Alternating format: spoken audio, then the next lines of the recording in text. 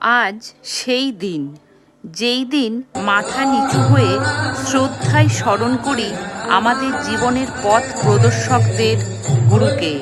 গুরু মানে শুধু একজন শিক্ষক নয়, গুরু মানে যিনি গু অর্থাৎ অন্ধকারকে দূর করে, রু অর্থাৎ আলোর জীবনের দিশারি। আজ গুরু পূর্ণিমায় আসুন আমরা প্রত্যেকেই আমাদের জীবনের সেই গুরুর কথা মনে করি, যারা আজও আমাদের ভেতরের শক্তি যোগান। আমার বাবা মা সহ সকল গুরুজনদেরকে জানাই আন্তরিক প্রণাম।